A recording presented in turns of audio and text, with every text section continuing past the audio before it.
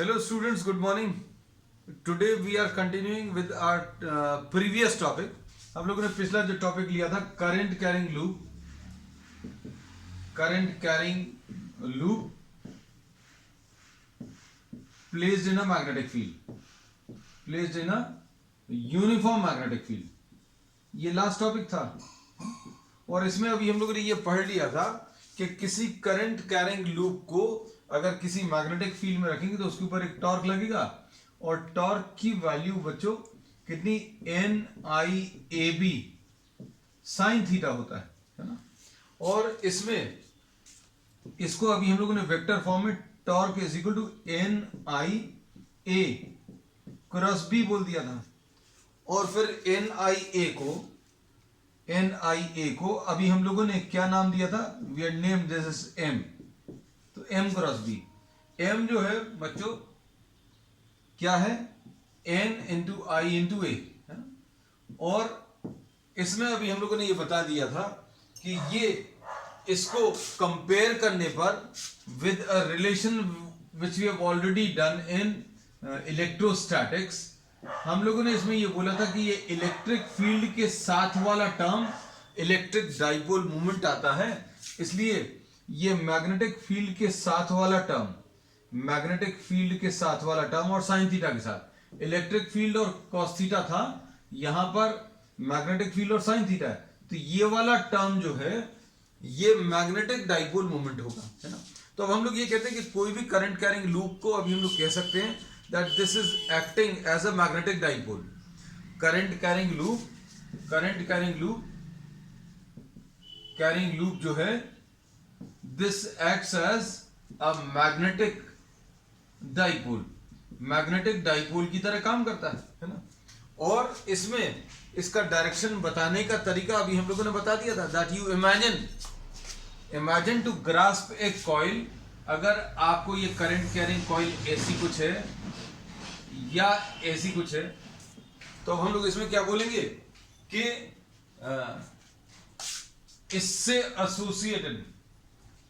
Associated अगर dipole moment बताना है तो आपको क्या करना पड़ेगा बच्चों, इसके थ्रू कितना करंट पास हो रहा है और इसका एरिया कितना है उससे मल्टीप्लाई करना।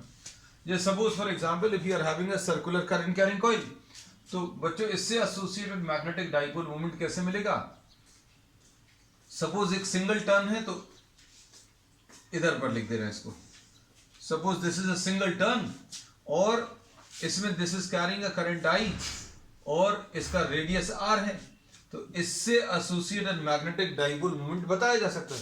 तो मैग्नेटिक डाइपोल मोमेंट बच्चों कितना आ जाएगा, magnetic dipole moment will be equal to I into A, तो एरिया इसका कितना आ जाएगा, area will be pi R square. तो अब हम लोग इसमें ये बोलेंगे कि ये magnetic dipole associated with a circular current carrying coil है ना। अब इसका डायरेक्शन कैसा रहेगा, तो बच्चों डायरेक्शन बताने के लिए imagine to grasp this with the right hand, आप इसको इमेजिन करो कि आप राइट हैंड से पकड़ रहे हो such that curl of the finger is pointing in the direction of current, तो ये direction of stress thumb will give you the direction of dipole moment. तो डायरेक्शन ऑफ डाइपोल मोमेंट कैसा रहेगा, outward, तो ये आउटवर्ड अभी हमने dot से बता दिया। तो perpendicular direction of M is perpendicular to paper and outwards. अब इसके बाद ध्यान से सुनना, suppose you are having this current flowing through an equilateral triangle, current अगर किसी इक्विलैटरल ट्राइंगल से फ्लो कर रहा है और ये क्लॉकवाइज डायरेक्शन में फ्लो कर रहा है ना, तो अब इसमें करंट का डायरेक्शन में आप कर्ल ऑफ द फिंगर्स ले लो, तो ये डाइपोल मोमेंट का जो डायरेक्शन है वो कैसा रहेगा, परपेंडिकुलर टू पेपर, हमारे केस में बोर्ड है, एंड इनवर्ड्स, ठीक है, ये तो डायरेक्शन बता दिया। और मैग्नीट्यूड क्या आएगा, तो मैग्नीट्यूड बच्चों आप बता सकते हैं, मैग्नीट्यूड अब मिलेगा I into A, N into I into A, N की वैल्यू दोनों केसेस में बच्चों 1 ले रहे हैं, n की वैल्यू दोनों केसेस में, n is the number of turns, तो नंबर ऑफ टर्न्स अगर n है तो n से मल्टीप्लाई कर लेना। आई इंटू ए और I into √3। Suppose for example I into A ऐसा लिखते हैं, इसकी लेंथ अगर एल है तो √3l²/4। So this will be the formula for magnetic dipole moment associated with what, an equilateral triangle. तो आपको ऐसे जितने भी शेप दिए हों, जितने भी ज्योमेट्रिकल शेप्स दिए हों, सभी से एसोसिएटेड डाइपोल मोमेंट अभी आप बता सकते हैं। सपोज फॉर एग्जांपल आपको एक स्क्वायर दिया हुआ है। अब इन सब चीजों को अच्छे से समझना है क्योंकि बहुत सारे कॉन्सेप्ट्स अभी हम लोग इसमें लेने वाले हैं।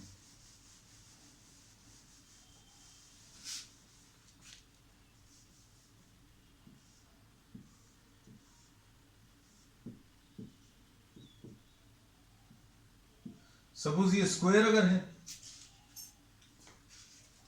तो कितना आ जाएगा, magnetic dipole moment will be equal to I into A. I into A यानी आई इंटू एरिया, सॉरी, और area will be what, A square. और डायरेक्शन कैसा रहेगा, तो डायरेक्शन इनवर्ड्स रहेगा। अब इसी प्रॉब्लम को अगर आपको चेंज करके बताना है तो अभी हम लोग ऐसा बोल देते हैं, a wire of length L is bent into the following shapes.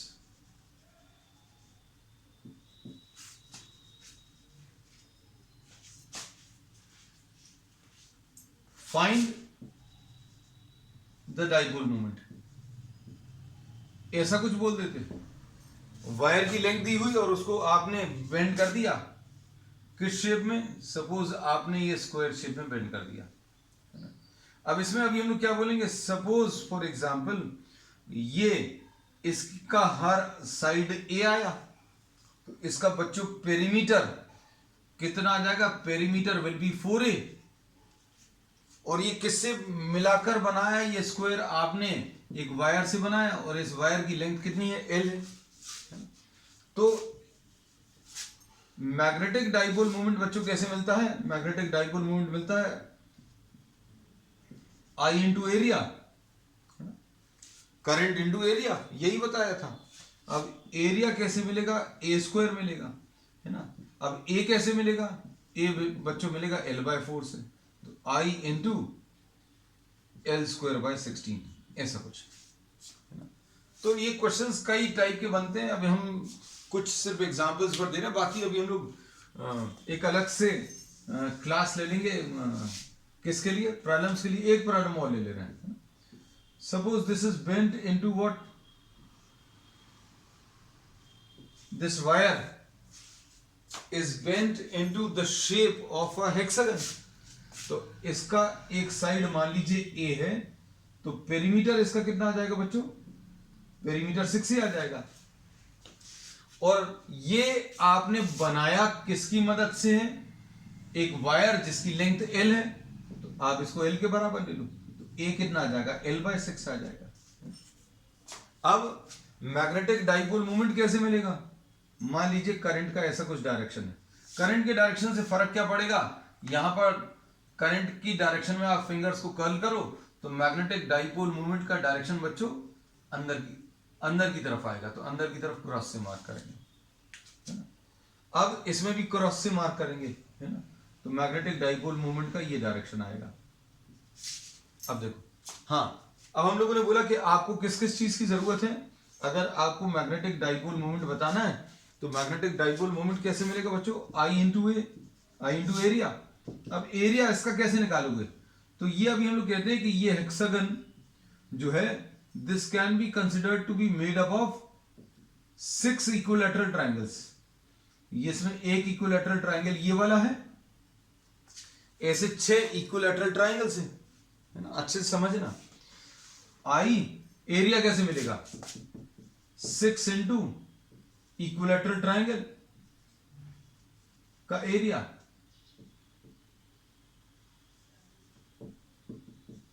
और ये इक्विलैटरल ट्राइंगल का एरिया √3a²/4।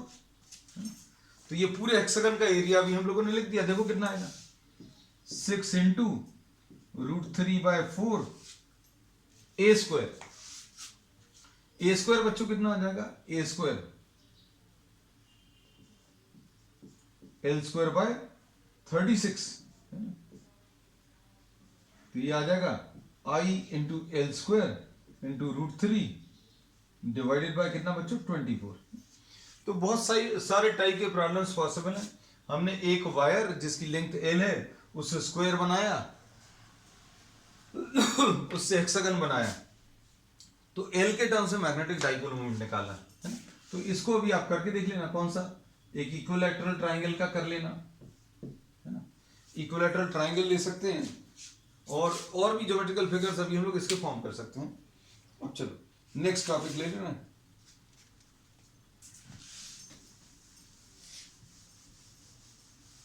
तो ये तो बच्चों अभी हम लोगों ने कल के टॉपिक्स का एक क्विक रिवीजन भर किया है।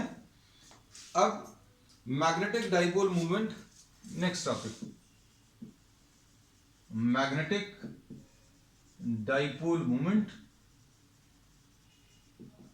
Of a moving electron.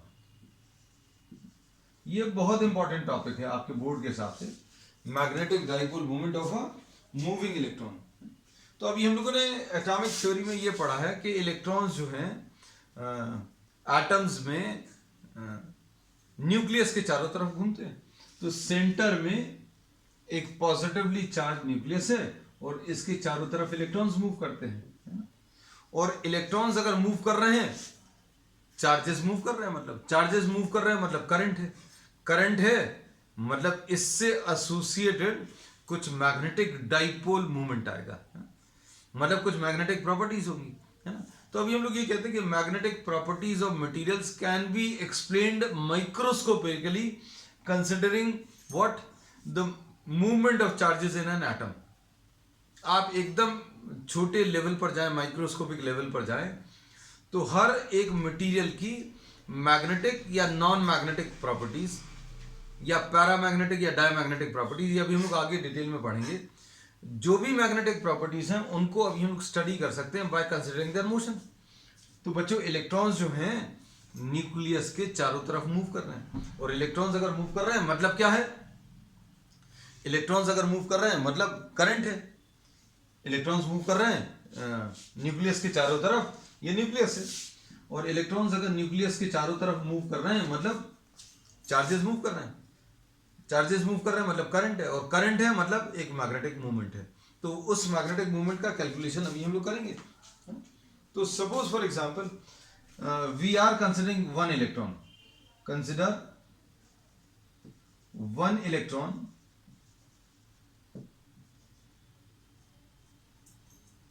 moving around the nucleus on a circular orbit of radius r।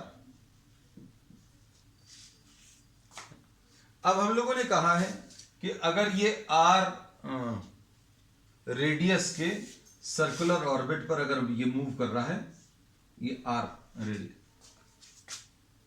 तो अब हम लोग इसमें ये बोलेंगे करंट निकालना है। करंट निकालने का तरीका क्या है, आप यहां पर खड़े होकर काउंट करना शुरू कर, तो कितने चार्जेस, एक चार्ज बार बार निकले या बहुत सारे चार्जेस निकले, हमें इससे मतलब नहीं है। आप यहां पर खड़े होकर चार्जेस को काउंट कर रहे हैं, कितने चार्जेस निकले वो काउंट कर लो।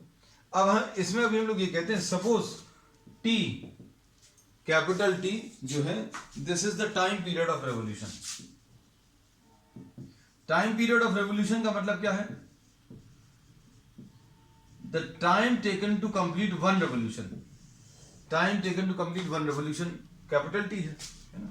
तो मान लीजिए सिर्फ समझने के लिए 3 सेकेंड्स है, तो आपको इस इलेक्ट्रॉन को अगर देखो तो एक कंप्लीट एक चक्कर लगाने में 3 सेकेंड्स लगेगा, और कोई यहां पर खड़ा होकर अगर काउंट करेगा तो उसको एक चार्ज हर 3 सेकेंड्स में निकलता हुआ दिखेगा। अब उसको ये तो पता नहीं चलेगा कि वही वाला चार्ज बार बार आ रहा है, लेकिन यहां पर इस सेक्शन पर खड़े होकर suppose someone standing here starts counting the charges, then in every t seconds there will be one electron, है ना। तो करंट कैसे निकालते हैं, current is equal to charge divided by time. अब चार्ज कितना है जो निकल रहा है, चार्ज जो निकल रहा है वो चार्ज ऑफ इलेक्ट्रॉन है, और टाइम उसको कितना लग रहा है, कैपिटल टी सेकेंड्स। और ये टाइम पीरियड भी निकाला जा सकता है। अब इसमें suppose v is the orbital speed of the electron, v is the orbital speed of the electron. तो अब इसमें t कैसे मिलेगा, t will be 2 pi r divided by v। ये क्या है, पूरा एक रेवोल्यूशन में डिस्टेंस, पूरे एक रेवोल्यूशन में distance divided by speed, distance divided by speed time आ जाएगा, है। तो 2 pi r divided by v। अब इसमें ये वैल्यूज अगर आप सब्स्टिट्यूट करो, ये t की ये वैल्यू, तो I की वैल्यू कितनी आ जाएगी, E डिवाइडेड बाय t की value 2 pi r divided by v। तो ये आ जाएगा EV upon 2 pi r, EV divided by 2 pi r। अब ये इंपॉर्टेंट है। अब आगे करंट मिल गया, अब करंट मिल गया तो अगला काम क्या है, magnetic dipole moment, magnetic dipole moment ये निकालना है। तो magnetic dipole moment associated with the moving electron,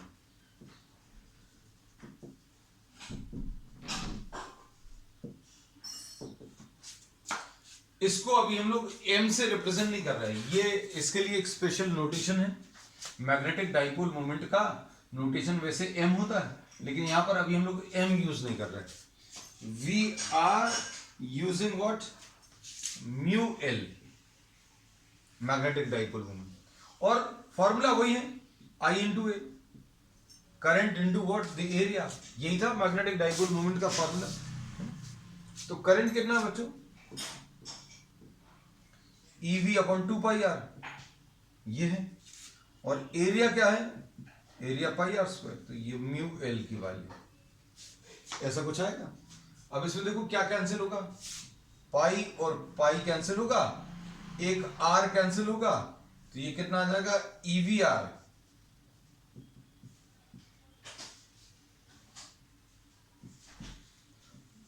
ये magnetic dipole moment with associated with a moving electron. किया कैसे, हम एक बार सिर्फ सम अप कर दें। हमने ये बोला कि कोई चार्ज अगर मूव कर रहा है तो आप करंट निकाल लो। करंट कैसे निकालोगे, charge divided by time. Charge कौन सा मूव कर रहा है, इलेक्ट्रॉन मूव कर रहा है, और टाइम कितना है, कैपिटल टी है, तो E divided by capital T. अब इसके बाद time taken to complete one revolution कैसे निकालोगे, डिस्टेंस डिवाइडेड बाय स्पीड। एक चक्कर लगाने में, एक रेवोल्यूशन में 2 pi r is the distance divided by speed. अब इसमें ये t की वैल्यू इसमें रख दो तो I मिल जाएगा, और I अगर मिल गया तो फिर मैग्नेटिक डाइपोल मोमेंट का फॉर्मूला बहुत आसान है, I इंटू ए, है ना। तो I इंटू ए अगर किया तो I की वैल्यू ये वाली रख दो, 2 pi r, sorry EV upon 2 pi r, और into pi r square area, तो ये EVR डिवाइडेड बाय 2 आ गया। अब इसमें अभी हम लोग क्या कहते हैं, ध्यान से सुनना, ये डायरेक्शन अगर आपको बताना है, direction of this dipole moment, तो अब हम लोग इसमें ये बोलेंगे, देखना ध्यान से, suppose this electron is moving in anti clockwise direction. अगर ये इलेक्ट्रॉन एंटी क्लॉकवाइज डायरेक्शन में मूव कर रहा है तो करंट कैसा आएगा, ये इलेक्ट्रॉन मूवमेंट एंटी क्लॉकवाइज, तो करंट कैसा आएगा, करंट जो है क्लॉकवाइज आएगा। ये बात याद है कि नहीं, क्योंकि करंट का डायरेक्शन हम लोगों ने कंडक्टर्स में पढ़ा है कि जिस डायरेक्शन में इलेक्ट्रॉन्स फ्लो करते हैं उसके ऑपोजिट डायरेक्शन में करंट मान सकते हैं। क्यों, क्योंकि करंट का direction is the direction of flow of positive charges, है ना। तो पॉजिटिव चार्जेस, अगर इलेक्ट्रॉन ऐसे चल रहे हैं तो पॉजिटिव चार्जेस ऐसे फ्लो कर रहे हैं, ऐसा मान सकते हैं। अब करंट का डायरेक्शन मिल गया, अब करंट का डायरेक्शन मिल गया तो अब हम लोगों ने क्या बोला कि imagine to grasp the coil और loop with the right hand such that the curl of the finger points in the direction of current. Current के डायरेक्शन में curl of the fingers the direction of the thumb. तो इसमें अभी हम लोग क्या बोलेंगे बच्चों, ये म्यू एल का डायरेक्शन आ गया अंदर की तरफ है। तो आप क्या बोल सकते हैं, direction of magnetic dipole movement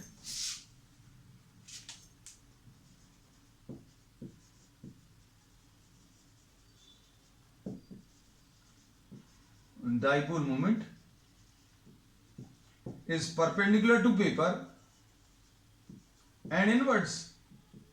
कहां की तरफ, अंदर की तरफ है। कैसे बताया अभी हम लोगों ने, जिस डायरेक्शन में करंट फ्लो कर रहा है उस डायरेक्शन में आप कर्ल ऑफ द फिंगर्स ले लो, तो ये डायरेक्शन ऑफ करंट आ गया है ना। तो सॉरी, जिस डायरेक्शन में करंट फ्लो कर रहा है उस डायरेक्शन में कर्ल ऑफ द फिंगर्स ले लो, तो ये क्या आ जाएगा, डायरेक्शन ऑफ डाइपोल मूवमेंट। तो डाइपोल मूवमेंट का डायरेक्शन अभी हमें मिल गया perpendicular to paper and inwards. अब देखो म्यू एल अभी हम लोग फिर से लिख ले रहे हैं, ये कितना था, ई वी आर अपॉन 2। अब हम लोग क्या कर रहे हैं, ध्यान से देखना, ई ये वी आर लिख लिया, ये 2 लिख लिया, थोड़ा सा डिस्टेंस पर लिखा, देखो जरा लिखा वही है। अब इसमें क्यों ऐसा लिखा है, अभी हम लोग एम से ऊपर नीचे मल्टीप्लाई कर लिया, mass of electron, mass of electron से अभी हम लोगों ने क्या किया, ऊपर नीचे मल्टीप्लाई कर लिया। तो आपको अगर याद हो,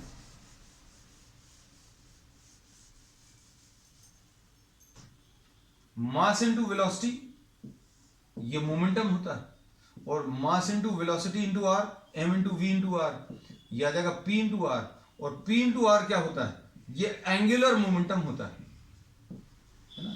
तो अभी हमने ये सब चीजें याद करा दी जो अभी हम लोगों ने 11th क्लास में पढ़ा था कि this is nothing else but what, this is angular momentum है ना। तो म्यू एल अभी हम लोग क्या क्यों लिख रहे हैं, क्या लिख रहे हैं, ई अपॉन 2 me इंटू एल, ऐसा कुछ आ जाएगा। तो हम लोग ये मैग्नेटिक डाइपोल मूवमेंट के लिए म्यू यूज करते हैं, और ये मोमेंटम के कारण है, एंगुलर मोमेंटम के कारण है, इसलिए ये एल लगाते हैं। अभी म्यू एल अभी हम लोग ने सिंबल जो लिया था वो इसी के कारण लिया था। अब एल जो है, इसमें एल कितना है, क्या चीज है, M V R, and this is what, the magnitude of angular momentum. ये क्या है, मैग्नीट्यूड ऑफ एंगुलर मोमेंटम। अच्छे सुनना बच्चों, अब अगर आप इसको वेक्टर टर्म्स में लिखें तो वेक्टर टर्म्स में कैसा आ जाएगा बच्चों, देखो ये तो एल लिखोगे है ना, सॉरी इसको म्यू एल लिखोगे माइनस ई अपॉन 2 me इंटू एल, कैसा लिख लिया। अब वेक्टर टर्म्स में अगर लिख रहे हो तो चार्ज का साइन भी लिखना जरूरी है, चार्ज इलेक्ट्रॉन है तो इलेक्ट्रॉन का साइन भी लिख दिया। अब इससे ये पता चलता है, अच्छे सुनना, ये माइनस साइन क्यों आया, ई माइनस ई इसलिए because this is what, the charge of electron. अगर ये प्रोटॉन होता तो प्लस ई ले लेते। अच्छे सुनना, अब इसमें यह पता चलता है कि म्यू एल और एल मतलब मैग्नेटिक डाइपोल मोमेंट और एंगुलर मोमेंटम, इनके बीच में एक माइनस साइन लगा है। मैग्नेटिक डाइपोल मोमेंट और एंगुलर मोमेंटम के बीच में एक माइनस साइन लगा, which indicates that direction of dipole moment, direction of mu L, negative sign indicates, क्या इंडिकेट करता है कि mu L and L are in opposite direction for minus E. ये बहुत इंपॉर्टेंट है। अब अगर इसकी जगह if the moving charge was positive, अगर मूविंग चार्ज पॉजिटिव होता तो क्या बोलते बच्चों, अगर मूविंग चार्ज पॉजिटिव होता तो यहां पर क्या आता, प्लस साइन आता है ना। तो अब हम लोग क्या बोलते, mu L and L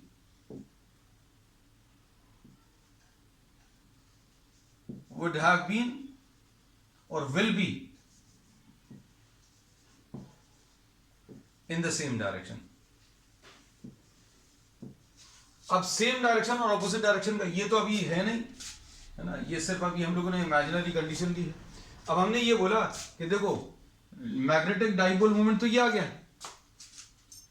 magnetic dipole moment ये आ गया, और एंगुलर मोमेंटम अगर बोले तो एंगुलर मोमेंटम बाहर की तरफ होगा, है ना? तो इस डायग्राम के लिए, इस डायग्राम के लिए ध्यान से सुनना, एंगुलर मोमेंटम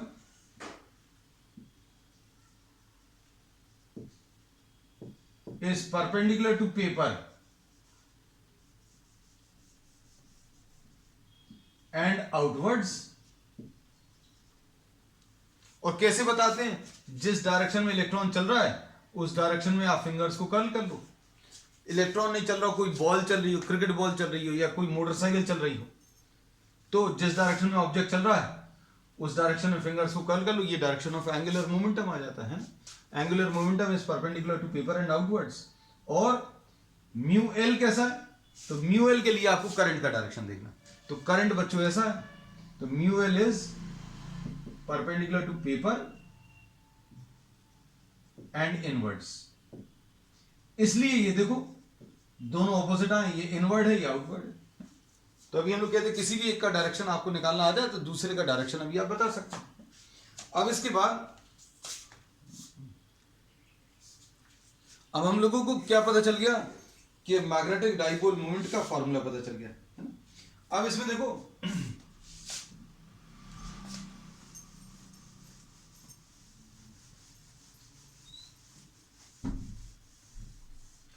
देखना अच्छे से, अब हम लोग इसी रिलेशन से फिर से आगे बढ़ रहे हैं।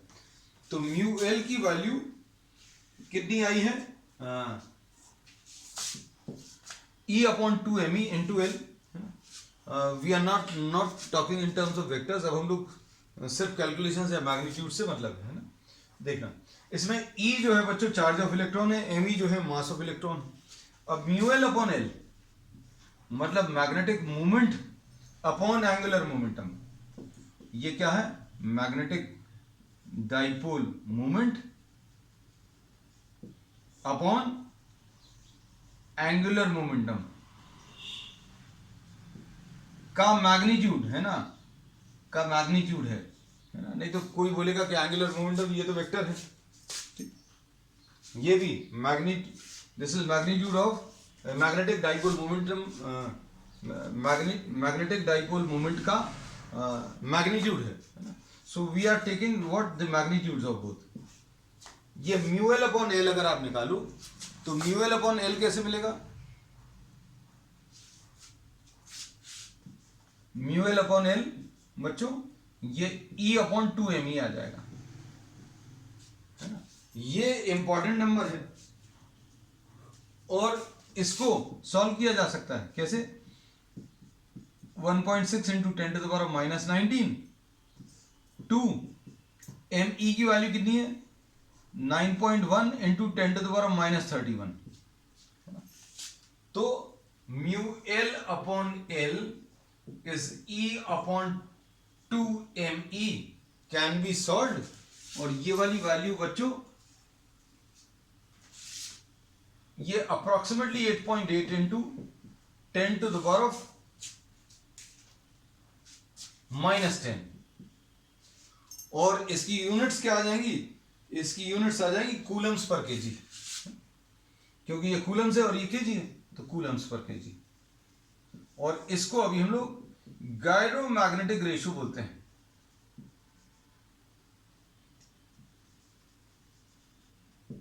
ये बच्चों कॉम्पिटिटिव एग्जाम्स के हिसाब से बहुत अच्छा क्वेश्चन है।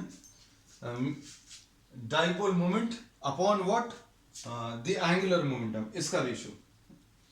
अब इसमें और आगे आ जाएं तो अभी हम लोग इसमें ये कहते हैं कि बोर्ड थ्योरी में, केमिस्ट्री में भी आपने पढ़ा होगा क्या, कि इलेक्ट्रॉन्स जो हैं ये कुछ डेफिनेट ऑर्बिट्स पर ही मूव करते हैं, और वो ऑर्बिट्स कैसे रहते हैं, such that the angular momentum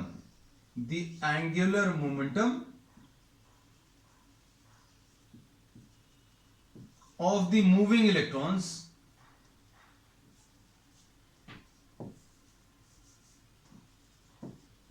angular momentum of the moving electrons ये है बच्चों, है ना।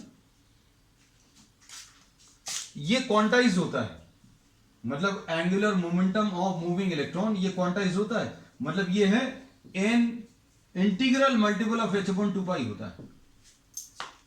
किसी चीज का क्वांटाइजेशन होना मतलब क्या है कि उसका किसी पर्टिकुलर वैल्यू के होल नंबर मल्टीपल्स के टर्म्स में एग्जिस्ट करना।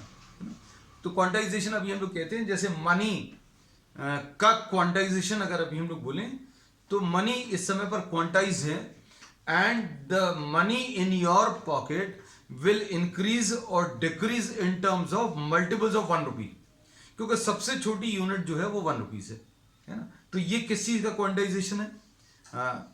मनी का क्वांटाइजेशन है ना। एल्टीट्यूड का क्वांटाइजेशन, आप सीढ़ियों पर अगर चलते हैं, आपके घर की stairs, if you are using the stairs of your house, है ना, to move from one floor to another floor, तो वहां पर एल्टीट्यूड का क्वांटाइजेशन है।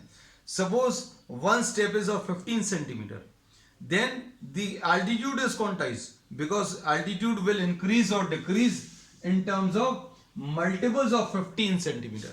अगर आप 2 steps चढ़ोगे, if you are moving 2 steps 30 centimeter, 4 steps चढ़ोगे 60 centimeter, 5 steps चढ़ोगे 75 centimeter, है ना। So there altitude is quantized. तो यहां पर इन्होंने बोला एंगुलर मोमेंटम क्वांटाइज्ड है, मतलब ये इंक्रीज या डिक्रीज होगा इन terms of multiples of h upon 2 pi. Chemistry की चीज है, लेकिन हमने थोड़ा सा डिटेल में आपको बता दिया है ना कि एंगुलर मोमेंटम जो है इट विल इंक्रीज और डिक्रीज और it will be present in terms of multiples of h upon 2 पाई।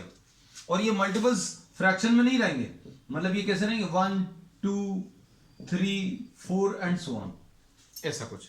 तो MVR will be equal to what? MVR will be equal to n into h upon 2 पाई। इसमें h क्या है बच्चों? h is the Planck's constant, और ये इसकी value 6.6 into 10 to the power of -34 है ना। प्लैंक्स कांस्टेंट की जो वैल्यू है ये 6.6 into 10 to the power of -34 joule seconds. ये अभी हम लोगों ने ये सारी चीजें जो है बच्चों अभी हम लोग केमिस्ट्री में बोर्ड थ्योरी में पढ़ते हो। अब इसका क्या यूज करेंगे, देखो इसमें स्मॉलेस्ट n जो है n की वैल्यू 1 होगी, स्मॉलेस्ट n की वैल्यू कितनी आ जाएगी? n is equal to 1। n is equal to 1 किसके लिए? पहले ऑर्बिट के लिए, है ना, प्रिंसिपल क्वांटम नंबर जिसको बोलते हैं, n is equal to 1 if I am not wrong. तो n इज इक्वल टू 1 यानी सबसे पहला वाला जो ऑर्बिट है उसके लिए n की वैल्यू 1 होगी। अब n की वैल्यू अगर 1 है तो अभी हम लोग कह सकते हैं we can find out what, देखो वैल्यूज को सॉल्व कर लें बच्चों। म्यू एल की वैल्यू कितनी थी? E upon 2me into L, और एल क्या आ गया? बोर्ड थ्योरी से, फ्रॉम बोर्ड थ्योरी। एल की वैल्यू कितनी आ गई? E upon 2me into L, और E upon 2me into L की वैल्यू कितनी है? n इंटू h अपॉन 2 पाई, ठीक है। अब minimum value n is equal to 1, n is equal to 1 रख लो बच्चों, तो क्या आ जाएगा सॉल्व करने पर? म्यू एल मिनिमम मिलेगा, और ये कितना मिलेगा? E upon 2me into h upon क्या 2 पाई। अब इसमें सारी वैल्यूज अभी आप सब्स्टिट्यूट कर सकते हो। ये कितना आएगा? 1.6 into 10 to the power -19, h की value 6.6 into 10 to the power -34, 2 into 2 4 आ जाएगा बच्चों। Mass of the electron 9.1 into 10 to the power of -31, और ये 3.14। तो सारी वैल्यूज अभी हम लोगों ने सब्स्टिट्यूट कर दी, है ना। तो ये सॉल्व करने पर 9.27 into 10 to the power of -4 आएगा। ये minimum minimum magnetic dipole moment जो पॉसिबल है वो ये वाला है। सबसे छोटी वैल्यू, आप कोई भी कॉइल ले लो, कहीं पर भी कुछ भी ले लो तो सबसे छोटी possible value magnetic dipole moment की कितनी आएगी? 9.27 इंटू 10⁻⁻⁴। और वो किसके लिए होगी? For a electron which is moving in the first orbit. और इसकी वैल्यू कितनी आ जाएगी? 9.27 इंटू 10⁻⁻⁴ एम्पियर मीटर स्क्वायर। और इसको अभी हम लोग इस मिनिमम मैग्नेटिक डाइपोल मोमेंट को अभी हम लोग बोर्स मैग्नेटॉन बोलते हैं। This is termed as what? The Bohr's magneton. तो बच्चों अब इसी को आज कंप्लीट कर लेना, बाकी कंटिन्यू करेंगे अभी हम लोग नेक्स्ट टर्न पर, है। That's all for today.